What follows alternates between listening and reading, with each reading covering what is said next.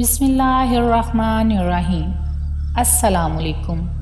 اردو کہانی گھر میں خوش آمدید۔ آج کی میری یہ ویڈیو کسی کی زندگی سے متعلق ایک سچی اور سبق آموز کہانی ہے۔ ویڈیو دیکھنے سے پہلے میرے یوٹیوب چینل اردو کہانی گھر کو سبسکرائب کریں اور بیل نوٹیفیکیشن کو آن کریں تاکہ ہماری ہر آنے والی ویڈیو آپ تک پہنچ سکے۔ تو چلتے ہیں آج کی کہانی کی طرف۔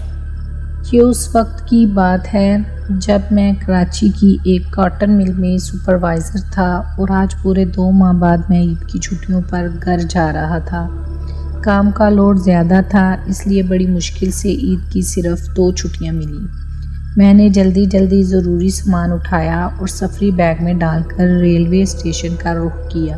عید کی خریداری میں 2 روز قبل ہی کر چکا تھا۔ اسٹیشن سے ٹکٹ لے کر میں پیسنجر ٹرین میں سوار ہو گیا۔ کراچی سے میرے گاؤں کا سفر تقریباً 60 کلومیٹر تھا۔ 2 ماہ بعد گاؤں جا رہا تھا، بہت خوش تھا۔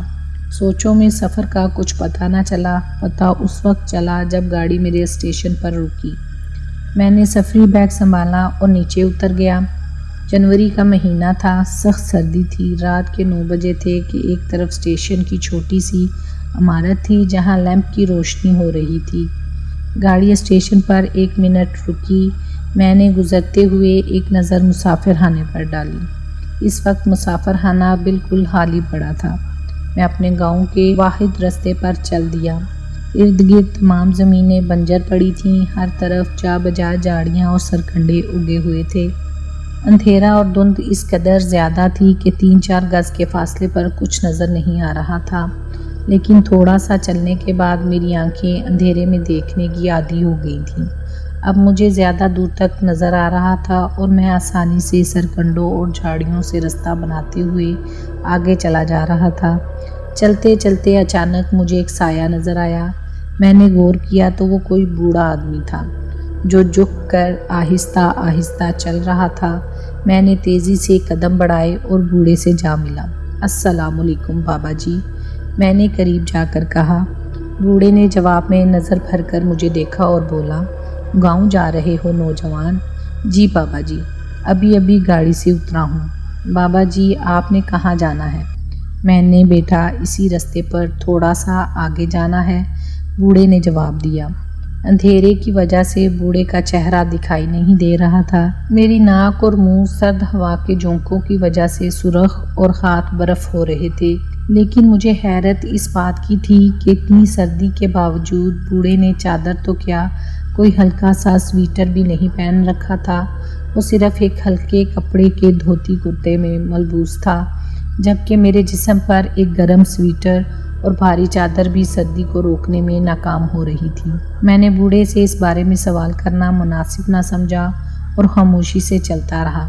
پھر تقریباً 20 منٹ تک خاموشی سے چلتے رہنے کے بعد آگے مٹی کا بنا ہوا چھوٹا سا مکان آ گیا۔ لو بھائی، میرا گھر تو آ گیا، بوڑھا بولا۔ ٹھیک ہے بابا جی، خدا حافظ، میں تو ابھی اور آگے چلوں گا۔ ارے بیٹا، آ ہی گئے ہو تو میرے ساتھ چائے پی کر جانا، ابھی 5 منٹ میں بنا کر پلا دوں گا۔ دیکھو تم کس طرح کپکپا رہے ہو، گرم چائے تمہاری سردی دور کر دے گی۔ میں نے بوڑھے سے معذرت چاہی اور کہا کہ مجھے گھر جلدی پہنچنا ہے، مگر بوڑھے نے میری ایک نہ چلنے دی اور اصرار کر کے مکان کے اندر لے آیا۔ میں بابا کے پیچھے پیچھے ایک کمرے میں داخل ہوا۔ ایک طرف الماری میں مٹی کے تیل کا دیا جل رہا تھا، جس کی کمزور روشنی کمرے کا اندھیرا دور کرنے کے لیے کافی نہ تھی۔ کمرے میں اور کوئی نہ تھا، شاید بوڑھا اکیلا ہی رہتا تھا۔ میں دل ہی دل میں اندازے لگا رہا تھا۔ ایک طرف چارپائی پڑی ہوئی تھی، تم آرام سے یہاں بیٹھو، میں چائے کا بندوبست کرتا ہوں۔ یہ کہتا ہوا بوڑھا مجھے کمرے میں تنہا چھوڑ کر چلا گیا۔ بوڑھے کے جانے کے بعد میں نے کندھے سے چادر اتار کر ایک طرف رکھ دی اور سفری بیگ کندھے سے اتار کر ابھی رکھنے ہی والا تھا کہ اچانک پیچھے سے کسی نے مجھے کمر کے گرد دونوں ہاتھ ڈال کر جکڑ لیا۔ دونوں ہاتھ جوریوں سے پر تھے، جس سے یہ سمجھنے میں دیر نہ لگی کہ جکڑنے والا بوڑھے کے علاوہ اور کوئی نہ تھا، لیکن گرفت اس قدر سخت تھی کہ میری ہڈیاں چٹک گئی تھیں۔ میں نے گرفت سے نکلنے کی کوشش کی لیکن ناکام رہا۔ میرا شمار گاؤں کے کڑیل جوانوں میں ہوتا تھا لیکن بوڑھے کے سامنے میں بے بس ہو گیا تھا، پھر جیسے میری گردن میں آگ کی طرح تپتی 2 سلاخیں دھنس گئی ہوں۔ تکلیف کے مارے میرے منہ سے چیخ ہی نکل گئی۔ حبیس بوڑھا میری گردن میں دانت کاٹ کر میرا لہو پی رہا تھا۔ پھر اچانک زندگی کے بچاؤ کے احساس نے تمام میری پوشیدہ صلاحیتیں بدار کر دی تھیں۔ مجھے اپنے بچاؤ کا خیال آیا۔ میں نے خود کو قدرے نیچا کیا اور پھر ایک جھٹکے سے سیدھا ہو گیا۔ توقع کے عین مطابق بوڑھے کے قدم زمین سے اوپر اٹھتے چلے گئے اور اسی لمحے سے فائدہ اٹھاتے ہوئے میں الٹا دوڑا اور پوری قوت سے خود کو کمرے کی دیوار سے ٹکرا دیا۔ اس کے ساتھ ہی بوڑھے کی گرفت نرم ہوتی چلی گئی۔ میں نے اپنے جسم کو ایک بھرپور جھٹکا دیا اور بوڑھے کی گرفت سے آزاد ہو گیا۔ اب بوڑھے کا چہرہ میرے سامنے تھا۔ دیے کی دھیمی دھیمی روشنی اس کے چہرے پر پڑ رہی تھی۔ اف، اس قدر بھیانک چہرہ! میں یقین سے کہہ سکتا ہوں اگر کوئی کمزور دل آدمی اسے دیکھ لیتا تو یقیناً خوف کی شدت سے اس کا دل ہی پھٹ جاتا۔ چمگادڑ کی مانند لمبے لمبے کان، نوکیلی ناک، لال سرخ آنکھیں اور ہونٹوں سے باہر کو نکلے ہوئے 2 بڑے بڑے سفید دانت جن پر میرا خون لگا ہوا تھا۔ میں تمہارا خون ضرور پیوں گا۔ بوڑھے کے حلق سے کرکراتی ہوئی غیر انسانی آواز بلند ہوئی اور اس کے ساتھ ہی وہ کسی بھوکے درندے کی طرح مجھ پر جھپٹ پڑا۔ میں نے اچھل کر بوڑھے کے منہ پر ٹھوکر رسید کی۔ بوڑھا چکرا کر دور جا پڑا، لیکن سپرنگ کی طرح اچھل کر دوبارہ میرے مقابل آ گیا۔ اس کا خوفناک چہرہ غصے کی شدت سے بگڑ کر مزید خوفناک ہو گیا تھا۔ اس نے ایک جست لگائی اور مجھے دبوچ لیا۔ ہم دونوں گتھم گتھا ہو گئے، کبھی میں اوپر ہوتا تو کبھی بوڑھا۔ بوڑھے کی کوشش تھی کہ وہ میری گردن دبوچ لے اور میں نے اس کے دونوں ہاتھ مضبوطی سے پکڑ رکھے تھے۔ اسی طرح اوپر نیچے ہوتے ہوئے اچانک میرا بازو کسی شے سے ٹکرایا۔ وہ چیز سفری بیگ تھا اور پھر بجلی کی سی تیزی سے مجھے اس نئے چھرے کا خیال آیا جو میں قربانی کے لیے شہر سے لایا تھا۔ خوش قسمتی سے اس بار بوڑھا نیچے آ گیا۔ میں بوڑھے کی چھاتی پر سوار تھا۔ میں نے جیسے ہی بیگ میں سے چھرا نکالنے کے لیے اس میں ہاتھ ڈالا، بوڑھے نے ایک ہاتھ آزاد ہوتے ہی اس سے میری گردن دبوچ لی۔ بوڑھے کے بڑے بڑے ناخن میری گردن میں چبھ رہے تھے۔ اس کی گرفت سخت سے سخت تر ہوتی جا رہی تھی۔ وہ ایک ہاتھ سے میرے گلے کو دبا رہا تھا۔ میری آنکھیں باہر نکلنے کو بے قرار تھیں، مگر اس سے پہلے کہ میری آنکھیں واقعی ابل کر میری موت کا باعث بنتی، میں چھرا نکالنے میں کامیاب ہو گیا تھا۔ پھر ایک لمحے کی تاخیر کیے بغیر میں نے چھرا بوڑھے کی گردن پر پھیر دیا۔ گردن سے کسی قربانی کے بکرے کی طرح خون کے فوارے نکل پڑے۔ اس خون کے چند چھینٹے مجھ پر بھی پڑے۔ میرے جسم کے جس حصے پر بھی بوڑھے کے خون کے چھینٹے پڑے، ایسا محسوس ہوا جیسے تیزاب گر پڑا ہو۔ بوڑھے کی گرفت اب ڈھیلی ہو چکی تھی۔ میں نے اپنا کام جاری رکھا جب تک اس کی گردن لٹک نہیں گئی۔ وہ کچھ دیر زمین پر تڑپتا رہا، پھر ساکت ہو گیا۔ میں نے پھرتی سے اپنی چادر اور سفری بیگ اٹھائے اور تیزی کے ساتھ مکان سے باہر نکل آیا۔ اگرچہ میں بوڑھے کو ختم کر چکا تھا، لیکن اب بھی اس کی دہشت مجھ پر سوار تھی کہ کہیں وہ دوبارہ نہ اٹھ کھڑا ہو، اس لیے میں اس علاقے سے تیزی سے نکل جانا چاہتا تھا۔ بوڑھا شیطان مجھے نہایت غلط رستے پر لے آیا تھا۔ الحمدللہ تھوڑی سی کوشش کے بعد میں صحیح رستے پر پہنچنے میں کامیاب ہو گیا۔ گھر والے میری آمد پر بہت خوش تھے۔ جب انہوں نے میری غیر حالت اور چند ایک جگہ پر زخم دیکھے تو فکر مند ہوئے، لیکن میں نے بہانہ بنا دیا کہ آتے ہوئے گاڑی میں چکر آنے سے گر پڑا تھا، جس سے معمولی سی چوٹیں لگی ہیں۔ اصل میں کسی کو اصل واقعہ نہ بتانے کا فیصلہ میں کر ہی چکا تھا۔ مجھے ڈر تھا اگر کسی نے میری بات پر یقین نہ کیا تو بوڑھے کے قتل کے الزام میں پکڑا جاؤں گا۔ عید آئی اور گزر گئی، ساتھ ہی 2 چھٹیاں بھی ختم ہو گئی۔ میں واپس شہر چلا گیا۔ زندگی کی گاڑی ایک بار پھر اپنی منزل کی طرف رواں دواں ہو گئی۔ 1 ماہ کا عرصہ بیت گیا۔ اسی دوران بوڑھے کا لگایا ہوا زخم بھی ٹھیک ہو گیا تھا، لیکن پھر ایک دن مجھ پر ایک بھیانک حقیقت آشکار ہوئی۔ ہوا کچھ یوں کہ چھٹی کے بعد میں مل کے کسی کام سے ایک کاریگر کے گھر گیا۔ رات 8 بجے کا وقت تھا۔ میں نے دروازہ کھٹکھٹایا تو اس کی بیوی نے دروازہ کھولا۔ وہ مجھے اندر بلا لیا۔ اظہر عباس میرا بہت اچھا واقف کار تھا، میں اس کے گھر پہلے بھی 1-2 بار آ چکا تھا۔ اس کی بیوی رخسانہ مجھ سے پردہ نہیں کرتی تھی۔ میں نے اس سے پوچھا اظہر عباس کہاں ہے؟ جواب ملا وہ کسی کام سے باہر گیا ہوا ہے اور رات دیر سے واپس آئے گا۔ اس وقت مجھے اس کی آنکھوں میں ایک ہوس بھری دعوت سی نظر آئی جسے میں فوری طور پر سمجھ نہ سکا۔ اس کا جواب سن کر میں یہ کہہ کر اٹھ گیا کہ کل کسی وقت آؤں گا، لیکن رخسارہ فوراً بولی اب آ ہی گئے ہیں تو چائے پی کر جائیے گا۔ یہ سن کر مجھے مجبوراً رکنا پڑا۔ وہ چائے بنانے کے لیے اندر چلی گئی۔ ابھی مجھے بیٹھے ہوئے تھوڑی سی ہی دیر گزری تھی کہ وہ دوبارہ دیوان خانے میں داخل ہوئی۔ میں اسے دیکھ کر حیران ہی رہ گیا۔ میں نے ایک نظر میں اس کا سر سے پاؤں تک جائزہ لے لیا۔ نرم جسم اور قیامت خیز سی اٹھان۔ چند لمحے وہ میری طرف غور سے دیکھتی رہی، پھر دوڑ کر مجھ سے لپٹ گئی۔ جب میں جذبات کی انتہا پر تھا، مجھے اچانک احساس ہونے لگا جیسے میرے پورے جسم کے بال کھڑے ہو رہے ہوں۔ ایک دم میرے کان بڑے بڑے ہو گئے، ناک کسی جنگلی سور کی طرح لمبا ہو گیا، ہاتھوں کے ناخن بڑھ کر 2-2 انچ لمبے ہو گئے اور ہونٹوں سے 2 لمبے اور نوکیلے سفید دانت باہر نکل آئے۔ میں ایک عفریت میں بدل چکا تھا، میری گرفت ایک دم سخت ہو گئی تھی۔ میں نے ایک ہاتھ رخسانہ کے منہ پر رکھا اور اسے چیخنے کا موقع دیے بغیر دونوں دانت اس کے سرخ سفید گردن میں گاڑ دیے، اور پھر میں نے اسے اس وقت تک نہ چھوڑا جب تک اس کے جسم سے خون کا آخری قطرہ تک نہ پی چکا تھا۔ اس کا بے جان جسم دھپ کی آواز سے فرش پر جا گرا تھا۔ پھر شاید چند لمحوں بعد ہی میں ہوش میں آ گیا۔ ہوش میں آنے کے بعد مجھے یہ سب خواب سا لگ رہا تھا۔ ایسا معلوم ہوتا تھا کہ میں سویا ہوا تھا اور ابھی نیند سے اٹھا ہوں۔ میں نے حیرت سے ایک نظر زمین پر پڑی اظہر کی بیوی کی لاش پر ڈالی اور مجھے سب کچھ یاد آ گیا۔ میں نے گھبرا کر اپنے منہ پر ہاتھ پھیرا تو میرا ہاتھ تازہ خون سے تر ہو گیا۔ اس کا مطلب ہے کہ یہ سب حقیقت تھی۔ میں بجلی کسی تیزی سے اظہر عباس کے گھر سے باہر نکل آیا۔ اس کا گھر کچی آبادی میں دوسرے گھروں سے ذرا ہٹ کر تھا۔ اوپر سے رات کا اندھیرا۔ مجھے پوری امید تھی کہ کسی نے مجھے یہاں آتے جاتے نہیں دیکھا ہوگا۔ میں سیدھا اپنے مکان میں آ گیا۔ میں بری طرح سے ڈرا ہوا تھا کہ اگر کسی نے مجھے وہاں دیکھ لیا تو پھر کیا ہوگا؟ پولیس مجھے پکڑ کر لے جائے گی، میں سچ بھی بتاؤں گا تو بھی کوئی بات نہیں مانے گا۔ یہ سب جو کچھ بھی ہو رہا ہے اس میں میرا تو کوئی قصور نہ تھا۔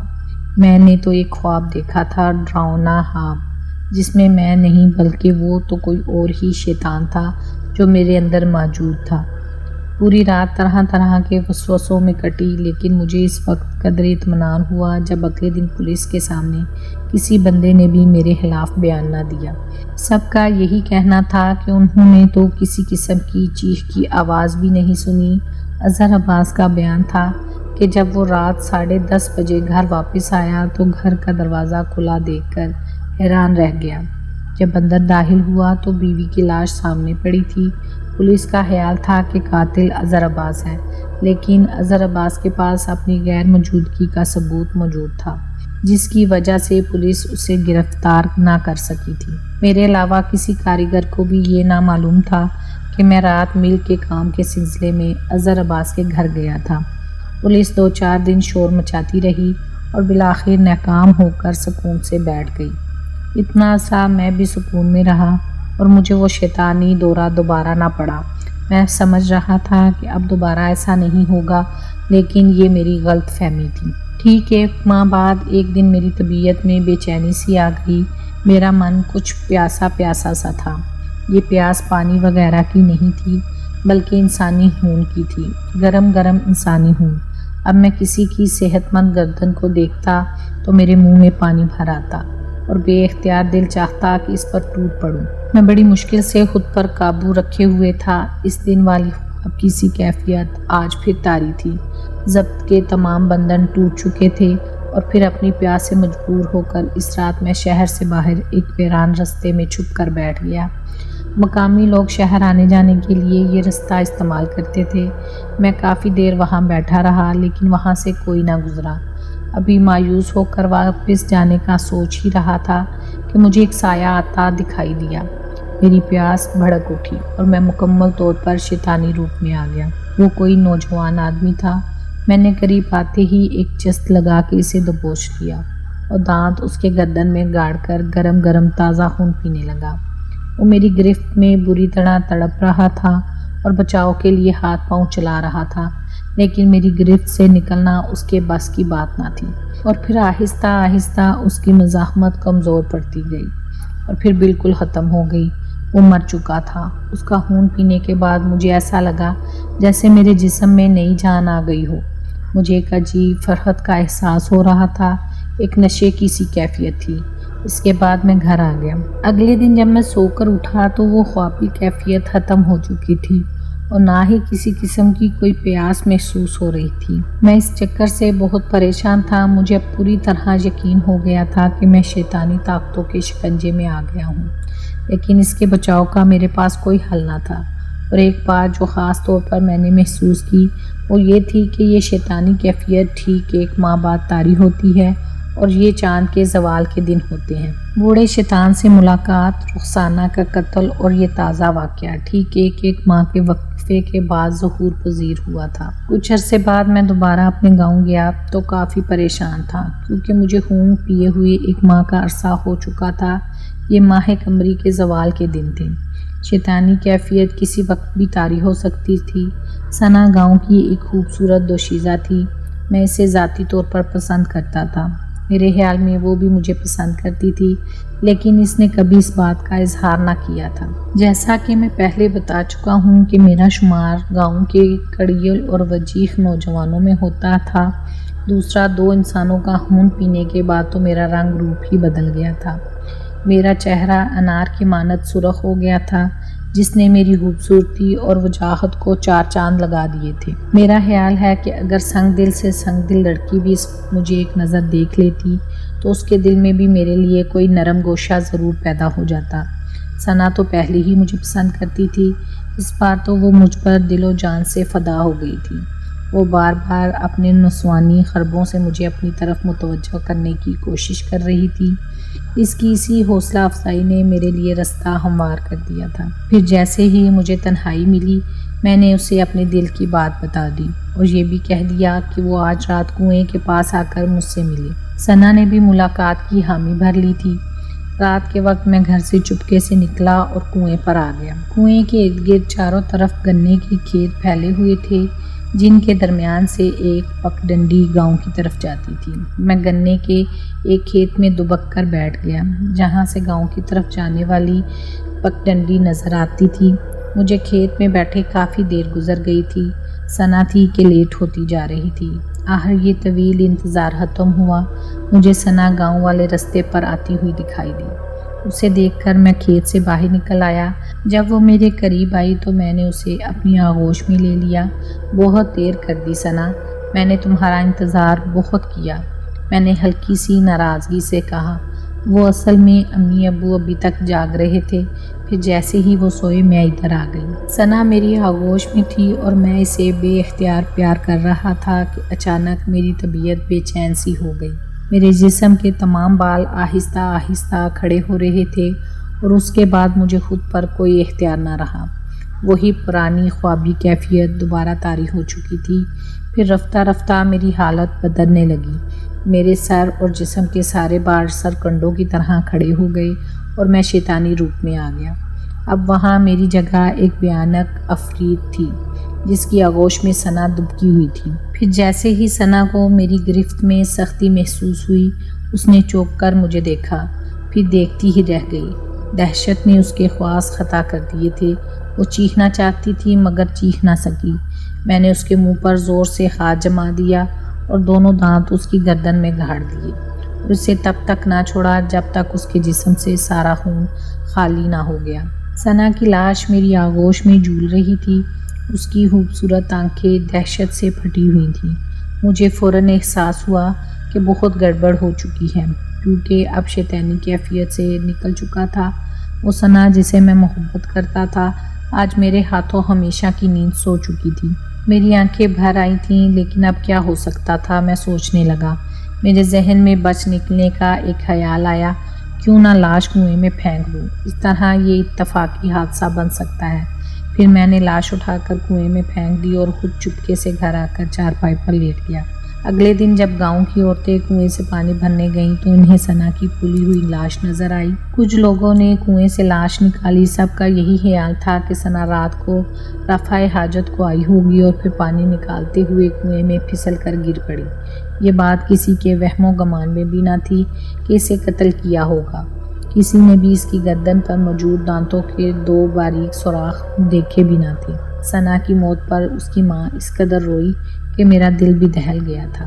اسے گاؤں کے قبرستان میں دفنا دیا گیا۔ اس واقعے کے بعد میرا دل بہت اداس ہو گیا تھا۔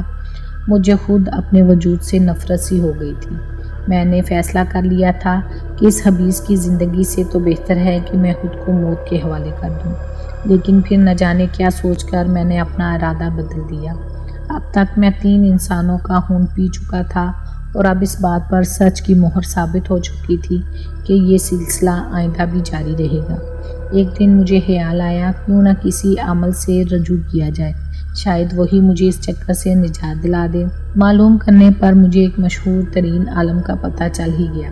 ان کا نام رحمت اللہ تھا۔ رحمت اللہ لوگوں کے جن بھوت نکالنے میں بڑا ماہر سمجھا جاتا تھا۔ اس کی بڑی دھوم تھی۔ لوگوں کے کہنے کے مطابق اس کے پاس کالے علم کی بہت بڑی طاقت تھی۔ میں بھی اس کے پاس جا پہنچا۔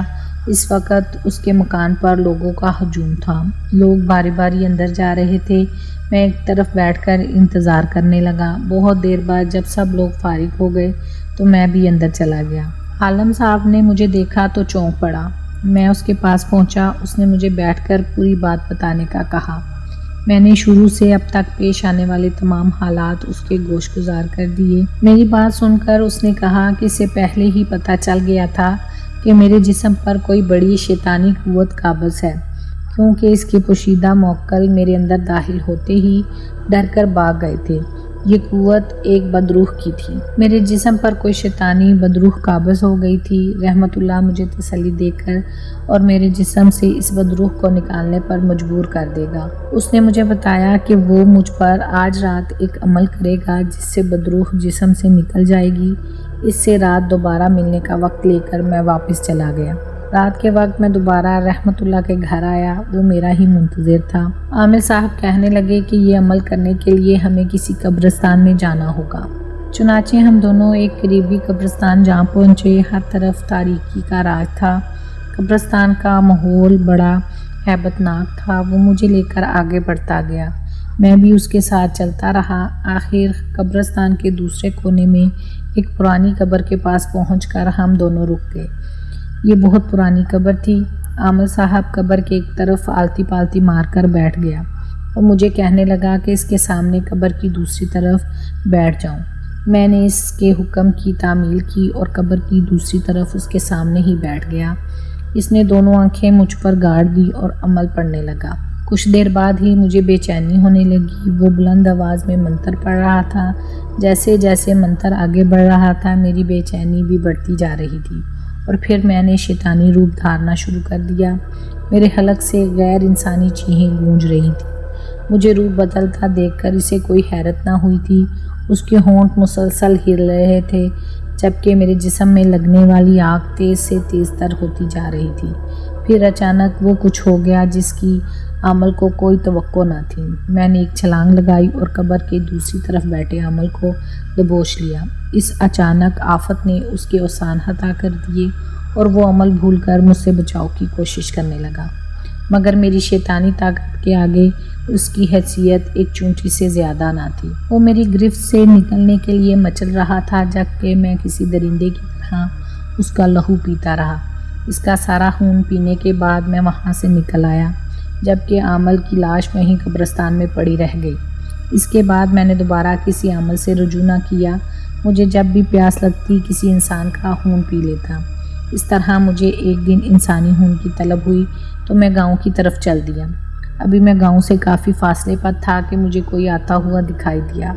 اس کے پاس ہی میں نے مکمل شیطان کا روپ دھار لیا اور پھر جیسے ہی وہ میرے قریب آیا میں نے اسے دبوچنے کے لیے ایک چست لگائی۔ ہونا تو یہ چاہیے تھا کہ وہ میری گرفت میں ہوتا اور میں اس کا خون پی رہا ہوتا، لیکن اس بار کچھ الٹ ہی ہو گیا۔ جیسے ہی میرے ہاتھ آنے والے انسان کے جسم سے ٹکرائے، اس کے بعد مجھے صرف اتنا ہی یاد رہا کہ میں کئی فٹ دور جا گرا تھا۔ اس کے ساتھ ہی میرا ذہن تاریکی کے سمندر میں ڈوبتا ہی چلا گیا۔ پھر جب تاریکی کی یہ سیاہ چادر دور ہوئی تو میں نے خود کو ایک کمرے میں آرام دہ بستر پر پایا۔ میرے قریب ہی ایک نورانی صورت بارش بزرگ کھڑے تھے۔ مجھے ہوش میں آتا دیکھ کر وہ مسکرائے اور بولے، گھبراؤ نہیں بیٹا، رات میں ہی تمہیں رستے سے اٹھا کر لایا ہوں۔ میں جانتا ہوں کہ تم پر ایک خطرناک بدروح قابض ہے، لیکن بہتر یہ ہوگا کہ تم مجھے شروع سے ہی ساری بات بتاؤ۔ میں نے جواب میں بزرگ کو شیطان بوڑھے کے مارنے سے لے کر کل رات تک کے سارے واقعات تفصیلاً بتا دیے تھے۔ میری بات سن کر بزرگ کچھ دیر کے لیے گہری سوچ میں ڈوب گئے اور پھر بولے، بیٹا، یہ خبیث بدروح دراصل بوڑھے کے جسم میں موجود تھی۔ اس کی موت کے بعد اس کے لگائے ہوئے زخم کے رستے یہ تمہارے جسم میں داخل ہو کر خون میں شامل ہو گئی ہے۔ اب اس بدروح سے نجات کا صرف ایک طریقہ ہے کہ تمہیں ختم کر دیا جائے۔ تمہارے ختم ہونے کے بعد یہ بدروح تمہارے جسم سے نکل جائے گی اور پھر دوبارہ کسی کے جسم میں داخل نہ ہو پائے گی۔ لیکن بابا، کیا اس بدروح سے نجات کی کوئی دوسری راہ نہیں ہے، یعنی میری موت کے علاوہ؟ میری بات سن کر ایک بار پھر بزرگ کچھ سوچتے رہے اور پھر بولے، دیکھو بیٹا، اس دنیا میں میرے پاس کیا کسی کے پاس بھی اس بدروح کو تمہارے جسم سے نکالنے کا کوئی طریقہ نہیں ہے۔ ہاں، لیکن ایک راستہ ہے کہ اس بدروح کو تمہارے جسم میں اس طرح قید کیا جائے کہ وہ اپنے شیطانی مقاصد کے لیے تمہارا جسم استعمال نہ کر سکے، اور اس کے لیے تمہارے سینے پر مہر سلیمانی گرم کر کے لگانی ہوگی۔ اس کے بعد بوڑھے نے مجھے ایک انگوٹھی دکھائی جس پر کچھ الفاظ ابھرے ہوئے تھے۔ یہ مہر سلیمانی تھی۔ بزرگ نے آگ منگوائی اور انگوٹھی اس میں دبا دی۔ کچھ دیر بعد ہی انگوٹھی تپ کر سرخ ہو گئی۔ انگوٹھی کی سرخی دیکھ کر پہلے تو میرے پسینے چھوٹ گئے، مگر پھر بزرگ کے حوصلہ دینے پر میں مان گیا کہ چلو اس عارضی تکلیف کے بعد ہمیشہ کے لیے عذاب سے جان چھوٹ جائے گی۔ بزرگ نے سرخ انگوٹھی ایک چمٹے سے پکڑی اور مضبوطی سے میرے سینے پر بائیں جانب ٹھپا لگا دیا۔ تکلیف کی شدت سے میں بے ہوش ہو گیا۔ جب مجھے ہوش آیا تو بزرگ میرے پاس ہی بیٹھے تھے۔ میں نے اپنے سینے کی طرف دیکھا تو کوئی دوا لگی ہوئی تھی۔ حیرت انگیز طور پر درد کا نام و نشان نہ تھا، بلکہ ٹھنڈک سی پڑ گئی تھی۔ اس طرح کچھ دن میں بزرگ کی دی ہوئی دوا سینے پر لگاتا رہا۔ زخم بالکل ٹھیک ہو گیا، البتہ سینے پر مہر سلیمانی کا انمٹ نشان آج بھی موجود ہے، جو شاید موت کے ساتھ ہی ختم ہوگا۔